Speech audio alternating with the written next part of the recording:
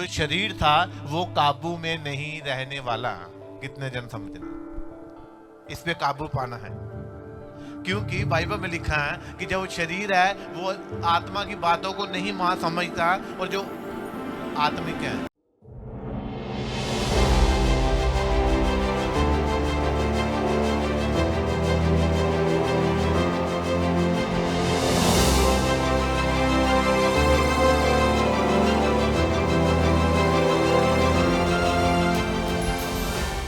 उसका कारण था कि जैसे ही वो शरीर से पाप करते थे और वैसे ही वो गुलाम हो जाते थे। कितने जन समझ रहे? शरीर से पाप करते थे और शारीरिक लोग उन्हें गुलाम बना लेते थे। लोग गुलाम बना लेते थे उन्हें, उन पर अत्याचार करते थे। जैसे गिदोन जब गेहूं कूट रहा था, उनको छुपाने के लिए उसके बीज को, तो मिदानी लोग आके खराब कर देते थे फसल उनकी। और जैसे जैसे उन्हें शरीर से पाप किया, वैसे वैसे ही शारीरिक लोगों ने उन पर अत्याचार किए, उनको राजा कर दिया, उनके ऊपर राजा ठहरा दिया। कई बार परमेश्वर ने खुद उनको दुष्ट लोगों के हाथ में कर दिया, परमेश्वर ने खुद। क्यों? क्योंकि जो शरीर था वो काबू में नहीं रहने वाला। कितने जन समझ रहे? इस पे काबू पाना है, क्योंकि बाइबल में लिखा है कि जो शरीर है वो आत्मा की बातों को नहीं समझता, और जो आत्मिक है वो शरीर की बातों को नहीं समझता। मगर इन दोनों में फाइट है। तो परमेश्वर ने कहा कि मैंने इनके लिए शरीर से राजा इकट्ठे किए जो इनको दिखते थे, इन्हीं के लोगों में से इकट्ठा किया जो इनको दिखते थे। और तब परमेश्वर चुप रहा। उसने कहा अब अलग ही इनके छुटकारे के लिए, कि ये शरीर में और आत्मा में, ये मनुष्य से और परमेश्वर से दोनों से आदर पाते रहे, मैं ऐसा एक मार्ग निकालूंगा इनके लिए। कितने जन समझ रहे? मतलब कि जब साल बीतेगा तो ये नए साल पे वो एक आपको गिफ्ट देना चाहता था। उसने एक प्लान करके रखा था कि अब इन्हें गिफ्ट दूंगा। और जब हम इसको ध्यान से पढ़ते हैं बाइबल को, तो वहां पे क्या लिखा? जब लूका के इंजील पढ़ते हैं तो यीशु मसीह के जन्म के बारे में, जब मयूसी वहां पर आए उनको भेंट चढ़ाने के लिए, कोई सोना लोबान लेके आया, कोई मोहर लेके आया उसको चढ़ाने के लिए। मगर एक मैसेज था। उसने कहा कि वो बालक जो है तुम चरनी में पाओगे और कपड़े से लिपटा हुआ पाओगे। इसका मतलब क्या है? कि उसकी अच्छी तरह पैकिंग होती है, कपड़े से लिपटा हुआ, मतलब कि पैक किया हुआ एक गिफ्ट पाओगे जो यीशु मसीह है वो तुम्हारे लिए उद्धार करता होगा। वो गिफ्ट है, वो उद्धार है आपके लिए, एक गिफ्ट है। और नए साल पे जो परमेश्वर ने आपको गिफ्ट दिया वो यीशु मसीह है। और जो उसको ग्रहण करता है, जो उसको ग्रहण करता है, उस पे फेथ करता है, तो उसका उद्धार होता है, वो छुटकारा पाता है और टेस्टिमनी के साथ खड़ा होता है। आप जब बाइबल को ध्यान से पढ़ोगे, लिखा चरनी में एक गिफ्ट पड़ा हुआ तुम्हें मिलेगा, लिपटा हुआ मिलेगा, एक पैक किया हुआ मिलेगा तुम्हें। वो गिफ्ट कहते वो तुम्हारे लिए है, वो परमेश्वर ने गिफ्ट किया हमें, और सबसे बड़ा गिफ्ट है। और कई लोग एक्सेप्ट करते हैं और कई नहीं करते। कितने जन समझ रहे हैं?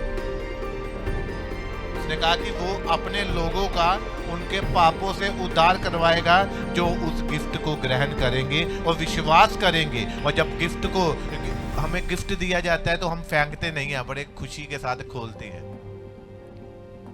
और हर साल हम क्रिसमस और साल ऐसे ही न्यू ईयर मना लेते हैं कि हाँ प्रभु आया था।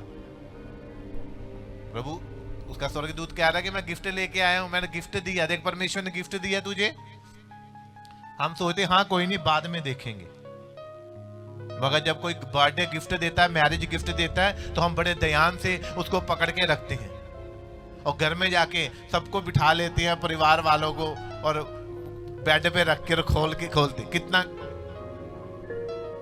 मगर इस गिफ्ट के बारे में किसी का ध्यान नहीं है। बहुत कम लोग हैं जो जानते हैं कि परमेश्वर ने एक तोहफा दिया है और वो शरीर से पाप करते थे वो, इसीलिए शारीरिक दुख उठाते थे वो लोग। उनकी मैदानी लोग उनकी फसलों को उजाड़ देते थे, उनके जवान लोगों को गुलाम करने के लिए ले जाते थे, उनकी लड़कियों को रखेलियां बनाने के लिए ले जाते थे। जैसे जैसे शरीर में दुख, शरीर में वो पाप करते थे, तो शारीरिक ताड़नाएं उनको दिया करते थे जब वो दूसरे राजाओं की गुलामी में आ जाते थे, और उनको वो टैक्स दिया करते थे, और बड़ा टैक्स दिया करते थे उनका अधीन होकर। मगर परमेश्वर ने लिखा, जगत से ऐसा प्रेम रखा, अभी भी रखा हुआ है, वो गिफ्ट अभी भी रखा है। लिखा, जो विश्वास करेगा उसको ग्रहण कर लेगा। वो गिफ्ट आज भी है। हालेलुया। और ये था परमेश्वर का गिफ्ट जो उसने दिया, और बहुत कम लोग समझते हैं, जानते हैं कि वो लिपटा हुआ गिफ्ट है, वो पैकिंग किया हो। मगर आज वो हमारा उद्धार है। ऐसे ही जब हम उस पर विश्वास करते हैं कि यीशु मसीह मेरे लिए आया। एक वचन को पढ़ेंगे हम, भजन संहिता 65 उसकी 11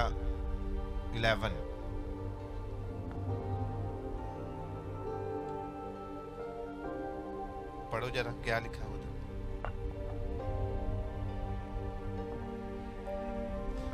जब हम,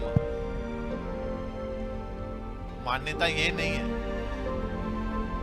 जब नया साल है, सबको पता कि नया साल चढ़ेगा, और सब अपने सब कुछ नया हो गया उनकी लाइफ में, सब प्लानिंग बन गई है। सुनो, आज लोगों की माइंड में प्लानिंग बन गई है कि आज नया साल है। नहीं, क्या कहते हैं, पहले लोग क्या कहते थे, सुबह उठते थे, वो कहते नया साल चढ़ गया, सुबह सुबह पैसे गिनो तो सारा साल पैसे आएंगे, नोट गिनते रहेंगे। ऐसी थिंक थी लोगों की कि जो हम काम करेंगे वो करेंगे, नए साल में नया सब कुछ शुरू करेंगे। मगर नए साल में हमें अपनी लाइफ को भी शुरू करना है। वो आत्मिक लाइफ है, वो यीशु मसीह के साथ है। हम इस बात को कभी नहीं सोचते, हम इस बात को कभी नहीं सोचते कि इस साल हमने पाप छोड़ने हैं, नए सिरे से जन्म लेते हैं।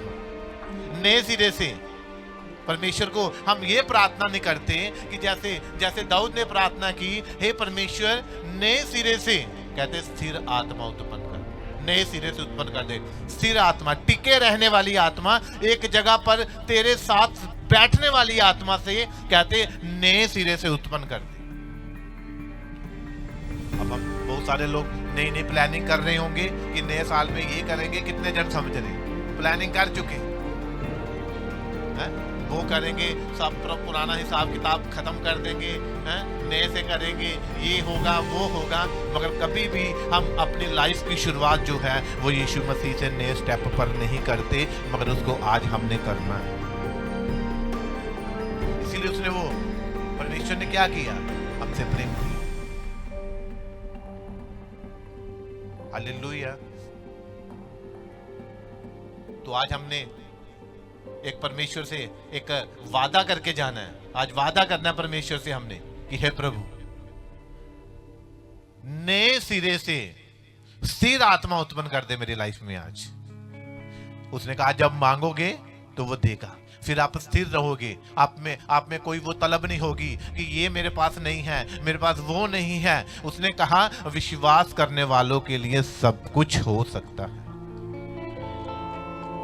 और जब हम आज उससे वादा करते हैं कि परमेश्वर एक नए सिरे से, ये न्यू ईयर जो है वो तेरे वचन से और तेरे द्वारा और तेरी सामर्थ्य से और बाइबल पढ़ते हुए हम इसकी शुरुआत करेंगे।